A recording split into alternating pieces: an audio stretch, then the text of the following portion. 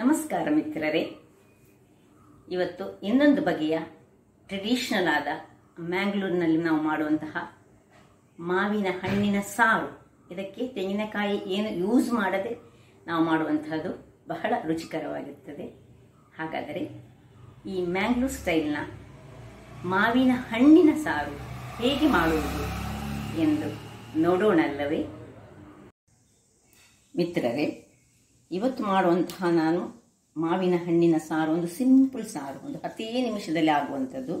ನೋಡಿ, ಅದಕ್ಕೆ ಬೇಕಾದ ಸಾಮಗ್ರಿಗಳು: ಕಾಟು ಮಾವಿನ ಹಣ್ಣು ತೆಗೆದುಕೊಳ್ಳಿ, ನಿಮ್ಗೆ ಎಷ್ಟು ಬೇಕೋ ಅಷ್ಟನ್ನು ತೆಗೆದುಕೊಂಡ್ರೆ ಆಯಿತು. ಬೆಲ್ಲ, ಇದು ಹಣ್ಣು ಸಿಹಿ ಇದ್ರೆ ತುಂಬ ಬೆಲ್ಲ ಬೇಡ, ಹಣ್ಣು ಚಪ್ಪೆ ಇದ್ರೆ ಸ್ವಲ್ಪ ಹೆಚ್ಚು ಬೆಲ್ಲ ಬೇಕಾಗ್ತದೆ.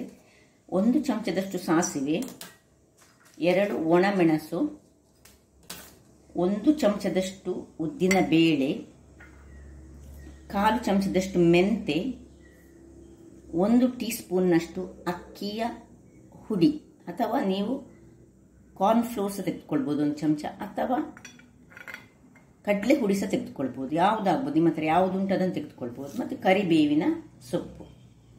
ಹಾಗಾದರೆ ಮೊದಲಿಗೆ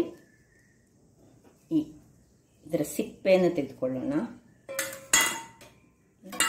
ನೀವು ಹೀಗೆ ತೆಗೆದುಕೊಂಡ್ರೆ ಸಾಕ್ತದೆ. ನೋಡಿ, ಹೀಗೆ ತೆಗೆದುಕೊಂಡ್ರೆ ಸಹ ನೋಡಿ ಒಳ್ಳೆ ಇದರಲ್ಲಿ ಫ್ಲೆಶ್ ಉಂಟು. ಹೀಗೆ ತೆಗೆದುಕೊಂಡ್ರೆ ಸಾಕ್ತದೆ. ಹೀಗೆ ತೆಗೆದುಕೊಂಡ್ರೆ ಸಹ ಆಗ್ತದೆ, ಹೇಗೆ ಸಹ ತೆಗೆದುಕೊಳ್ಬೋದು. ಹೀಗೆ ತೆಗೆದುಕೊಂಡು ಬೇಕಿದ್ದರೆ ನಾವು ಹೀಗೆ ಸಹ ಈ ಫ್ಲೆಶನ್ನು ಹೀಗೆ ಇಡೀ ಸಹ ಇಟ್ಕೊಳ್ಬೋದು. ನೋಡಿ, ಇದರಲ್ಲಿ ಸಹ ಹಾಗೆ ನೋಡಿ, ಈ ಫ್ಲೆಶನ್ನು ದಪ್ಪ ಇದ್ದರೆ ಇಡೀ ಇಟ್ಕೊಳ್ಬೋದು. ಹೆಚ್ಚಾಗಿ ಕಾಟು ಮಾವಿನ ಹಣ್ಣಲ್ಲಿ ಆಗೋದಿಲ್ಲ ಅದು. ಹೀಗೆ ತೆಗೆದುಕೊಳ್ಳೋಣ. ಸುನೆಯ ಭಾಗವನ್ನು ತೆಗೆದುಕೊಂಡು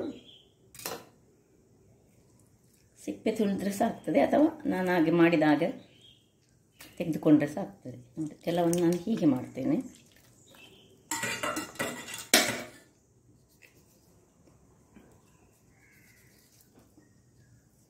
ಇದು ಕಾಟು ಮಾವಿನ ಹಣ್ಣಿನಲ್ಲೇ ತುಂಬ ಚೆನ್ನಾಗಿ ಆಗ್ತದೆ.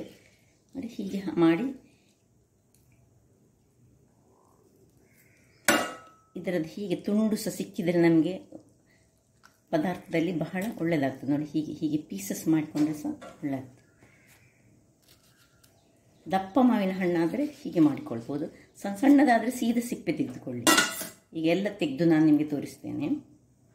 ಈಗ ವೀಕ್ಷಕರೇ ನೋಡಿ, ಮೊದಲಿಗೆ ನೋಡಿ ಹೀಗೆ ಇದನ್ನು ಗೊರಟುಗಳನ್ನೆಲ್ಲ ಬೇರೆ ಮಾಡಿಕೊಳ್ಳೋಣ. ನೋಡಿ, ಈ ಪಲ್ಪನ್ನು ಸಹ ನೋಡಿ, ಇವುಗಳನ್ನು ಸಹ ಹೀಗೆ ಬೇರೆ ಇಟ್ಟುಕೊಳ್ಳೋಣ. ಸ್ವಲ್ಪ ಇದರಲ್ಲಿ ಇರಲಿ. ನೋಡಿ, ಇದರಲ್ಲಿ ಒಳ್ಳೆ ಪಲ್ಪ್ ಉಂಟು.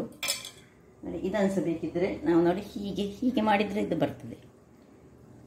ಹೀಗೆ ಇದೆಲ್ಲ ಹೀಗೆ ಇರಲಿ, ಇದು ನಮಗೆ ಮತ್ತೆ ತಿನ್ನಲಿಕ್ಕೆ ಒಳ್ಳೆ ಆಗ್ತದೆ ಪದಾರ್ಥದಲ್ಲಿ.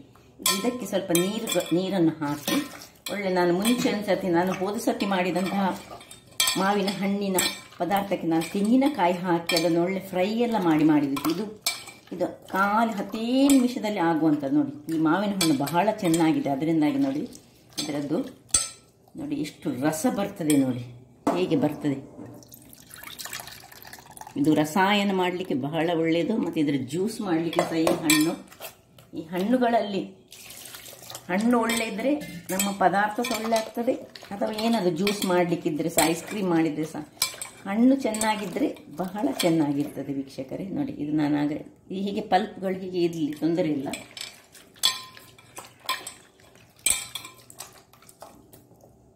ನೋಡಿ, ಇದು ಈಗ 2ನೇ ಸತಿಯ ನೀರು ಸಹ ನೋಡಿ ಇಷ್ಟು ದಪ್ಪದಲ್ಲಿ ಬಂದಿದೆ. ನೋಡಿ,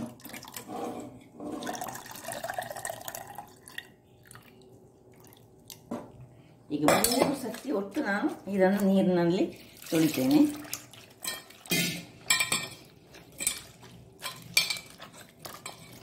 ಎಷ್ಟು ಸತಿ ಅದರಲ್ಲಿ ರಸ ಬರ್ತದೆ ಅಷ್ಟು ನೀವು ತೊಳೆದರೆ ಆಯಿತು. ನೋಡಿ ನೋಡಿ, ಈ 3ನೇ ರಸ ಸಹ ಎಷ್ಟು ದಪ್ಪದಲ್ಲಿ ಉಂಟು. ನೋಡಿ, ರಸ ಬರುವಷ್ಟು ನಾವು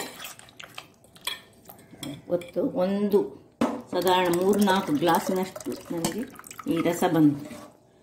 ಇನ್ನು ಈಗ ಇಲ್ಲೊಂದು ಬಾಣಲೆ ಇಟ್ಟುಕೊಂಡು ಇದರಲ್ಲಿ ನಾನು ಸ್ವಲ್ಪ ತೆಂಗಿನ ಎಣ್ಣೆಯನ್ನು ಹಾಕೊಳ್ತೇನೆ. ಒಂದು 4 ಟೀ ಸ್ಪೂನ್ನಷ್ಟು ತೆಂಗಿನ ಎಣ್ಣೆಯನ್ನು ನೋಡಿ, ಇಷ್ಟೇ ಸಣ್ಣ ಸ್ಪೂನ್ ಹಾಕಿ.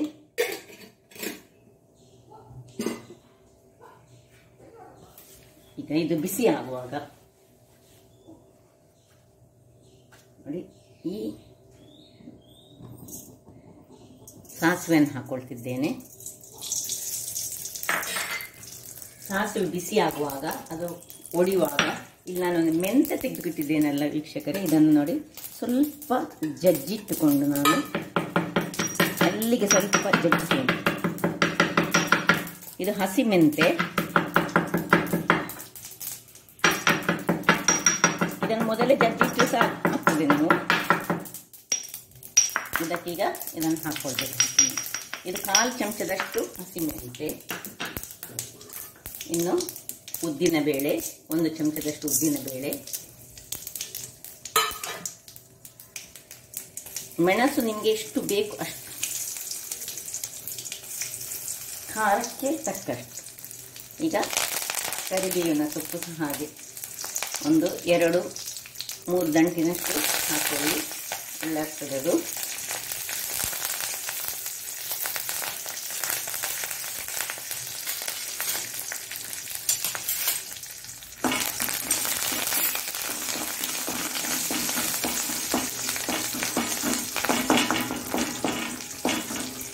ಈಗ ನಾವು ಕಟ್ ಮಾಡಿದಂತಹ ಈ ಪಲ್ಪ್ಗಳೊಂದಿಗೆ ನೋಡಿ, ಪಲ್ಪ್ ನೋಡಿ ಹೇಗೆ ಉಂಟು ನೋಡಿ, ಮತ್ತು ಈ ಗೊರಟು ಎಲ್ಲ ಒಟ್ಟಿಗೆ ಹಾಕೊಳ್ಳಬೇಕು. ಹಾಕೊಂಡೊಂದು ಈ ಒಗ್ಗರಣೆಯಲ್ಲಿ ಒಂದು ತಿರುಗಿಸಿಕೊಳ್ಳೋಣ ಅದನ್ನು ಚೆನ್ನಾಗಿ.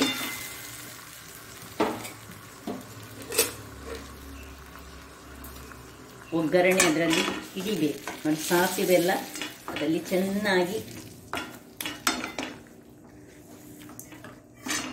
ತಿರುಗಿಸಿಕೊಂಡ ಮೇಲೆ ಇದಕ್ಕೆ ಸ್ವಲ್ಪ ನಾವು ಉಪ್ಪನ್ನು ಹಾಕೊಳ್ಳೋಣ. ಹೆಚ್ಚು ಹಾಕೊಳ್ಳಿಕ್ಕೆ ಹೋಗಬೇಡಿ, ಮತ್ತೆ ಬೇಕಿದ್ರೆ ಹಾಕೋ, ಸ್ವಲ್ಪ ಸಾಕು. ನಾವು ಬೆಲ್ಲ ಹಾಕೊಳ್ತಿದ್ದೇವಲ್ಲ ಅದರಿಂದಾಗಿ ನೋಡಿ. ಈಗ ಉಪ್ಪು ಹಾಕಿದ ಮೇಲೆ ಸ್ವಲ್ಪ ತಿರುಗಿಸಿಕೊಂಡು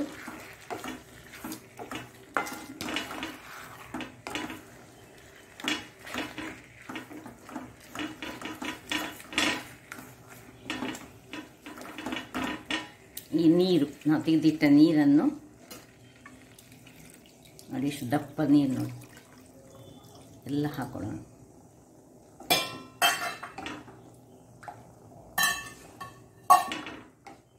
ಆಯ್ತು, ಏನಿಲ್ಲ, ಸಿಂಪಲ್. ಈಗ ಒಂದು ವೇಳೆ ನಿಮ್ಮ ಹತ್ರ ಈ ನೀರು ದಪ್ಪ ನೀರಿರದಿದ್ರೆ, ನಿಮ್ಮ ಮಾವಿನ ಹಣ್ಣು ದಪ್ಪವಾಗಿ ಇರದಿದ್ರೆ, ಅದಕ್ಕೋಸ್ಕರ ನಾನು ನೋಡಿ 1 ಚಮಚದಷ್ಟು ಅಕ್ಕಿ ಹುಡಿ ಇದನ್ನೀಗ ನೀರಿನಲ್ಲಿ ಹಾಕಿ ಕಲಡಿಸಿ ನಾವು ಹಾಕಬೇಕು. ಸಪೋಸ್ ನೀವು ತಂದ ಮಾವಿನ ಹಣ್ಣು ಅದು ದಪ್ಪವಾಗಿರದಿದ್ರೆ ನೋಡಿ, ಹೀಗೆ ಅದರದ್ದು ಈ ನೀರು ಗ್ರೇವಿ ದಪ್ಪ ಬರದಿದ್ರೆ ನಾವು ಏನು ಮಾಡಬೇಕು, 1 ಚಮಚದಷ್ಟು ಅಕ್ಕಿ ಹುಡಿ ಅಥವಾ ಕಾರ್ನ್ ಫ್ಲೋರ್ ಯಾವುದನ್ನಾದ್ರೂ ಈ ನೀರಿನಲ್ಲಿ ಅದು ಸ್ಲರಿ ಮಾಡಿ ಹಾಕೊಳ್ಬೇಕು. ಈಗ ನೋಡಿ, ಇಲ್ಲಿ ಬೆಲ್ಲವನ್ನು ನಾನು ಇದಕ್ಕೆ ಹಾಕೊಳ್ತಿದ್ದೇನೆ. ಇದು ಒಳ್ಳೆ ಸಿಹಿ ಉಂಟು, ಅದರಿಂದ 1 ತುಂಡು ಬೆಲ್ಲ ಮಾತ್ರ ಹಾಕೊಳ್ತಿದ್ದೇನೆ ವೀಕ್ಷಕರೇ. ಈಗ ಇದನ್ನು ಮುಚ್ಚಿ ಒಂದು ಕುದಿ ಬರಲಿಕ್ಕೆ ಬಿಡೋಣ. ಇಲ್ಲಿ ನೋಡಿ ವೀಕ್ಷಕರೇ, 5 ನಿಮಿಷಗಳ ಕಾಲ ನಾನು ಹೀಗೆ ಬಿಟ್ಟಿದ್ದೇನೆ ನೋಡಿ, ಹೇಗೆ ಕುದಿತಾ ಉಂಟು. ಈಗ ಇದಕ್ಕೆ ಸ್ವಲ್ಪ ಸೌಂಟನ್ನು ಹಾಕೊಳ್ಳೋಣ. ನೋಡಿ ಹೇಗೆ ಬಂದಿದೆ ನಾವು ನೋಡಿ, ಈ ಪಲ್ಪ್ಗಳು ನೋಡಿ ಏನಲ್ಲಾಗಲಿ ಅಲ್ಲೇ ಬೆಂದಿದೆ. ಇದನ್ನು ಸ್ವಲ್ಪ ಹೀಗೆ ತಿರುಗಿಸಿ ಹಾಕೊಳ್ಳೋಣ.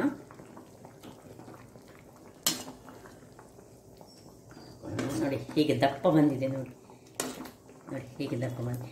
ಸಪೋಸ್ ನಿಮಗೆ ನಿಮ್ಮ ತೆಗೆದುಕೊಂಡ ಮಾವಿನ ಹಣ್ಣು ಒಮ್ಮೆ ಈ ಕಾಟು ಮಾವಿನ ಹಣ್ಣುಗಳಲ್ಲಿ ಅಷ್ಟು ದಪ್ಪ ರಸ ಬರೋದಿಲ್ಲ. ನಾನು ಆಗಲೇ ಹೇಳಿದ ಹಾಗೆ ನೋಡಿ, ಇದಕ್ಕೆ 1 ಚಮಚದಷ್ಟು ಕಡಲೆ ಹುಡಿ ಅಥವಾ ಅಕ್ಕಿ ಹುಡಿ ಅಥವಾ ಯಾವುದೇ ಆಗ್ತದೆ ನಿಮ್ಮ ಹತ್ರ ಇರುವಂತಹ ಕಾರ್ನ್ ಫ್ಲೋರು, ಇದಕ್ಕೆ ನೀರು ಹಾಕಿ ಇದನ್ನು ಸ್ಲರಿ ಮಾಡಿ ಇದಕ್ಕೆ ಹೀಗೆ ಹಾಕಿದರೆ ಆಯ್ತು. ನನ್ನದು ಇಲ್ಲಿ ದಪ್ಪ ಉಂಟು ಇದು, ಅದರಿಂದಾಗಿ ನಾನು ಇದಕ್ಕೆ ಹಾಕುದಿಲ್ಲ. ದಪ್ಪ ಇದ್ದರೆ ಹಾಕುವ ಅಗತ್ಯ ಇಲ್ಲ. ಇನ್ನು ಇದಕ್ಕೆ ಪುನಃ ನೀವು ಇನ್ನೊಂದ್ಸತಿ ಮಧ್ಯಾಹ್ನ ಹೊತ್ತಿಗೆ ಬಿಸಿ ಮಾಡುವಾಗ ಪುನಃ ಇದು ದಪ್ಪ ಆಗ್ತದೆ ನೋಡಿ. ಇದನ್ನು ಬೇಕಿದ್ರೆ ಹೀಗೆ ಮಾಡಿದರೆ ಇನ್ನೂ ದಪ್ಪ ಆಗ್ತದೆ. ಹೇಗೆ ಬಂತು ನೋಡಿ ದಪ್ಪ. ಇನ್ನು 2-3 ನಿಮಿಷಗಳ ಕಾಲ ಹೀಗೆ ಓಪನ್ ಅಲ್ಲಿಟ್ಟು ಒಂದು ಸ್ವಲ್ಪ ಮಾಡಬೇಕು. ಈಗ ಈ ಹಂತದಲ್ಲಿ ನೀವು ಉಪ್ಪು ಮತ್ತು ಸಿಹಿ ಆಗಿರ್ಬೇಕು. ಇದು ಸಿಹಿ ಆದರೆ ಮಾತ್ರ ಒಳ್ಳೇದಾಗೋದು. ಪೂರಿ ತಿನ್ನಲಿಕ್ಕೆ ಸಹ ಇದು ಒಳ್ಳೆ ಆಗ್ತದೆ ನೋಡಿ. ಇನ್ನೊಂದು 2-3 ನಿಮಿಷ ಇದು ದಪ್ಪ ಆಗಲಿಕ್ಕೆ ಬಿಡುವ, ಮತ್ತೆ ಆಫ್ ಮಾಡ್ಕೊಳ್ಳೋದು, ಸರ್ವ್ ಮಾಡೋದು. ನೋಡಿ ಮಿತ್ರರೇ, ನೋಡಿ 2-3 ನಿಮಿಷ ಕಳೆದಿದೆ, ಸಾಕು.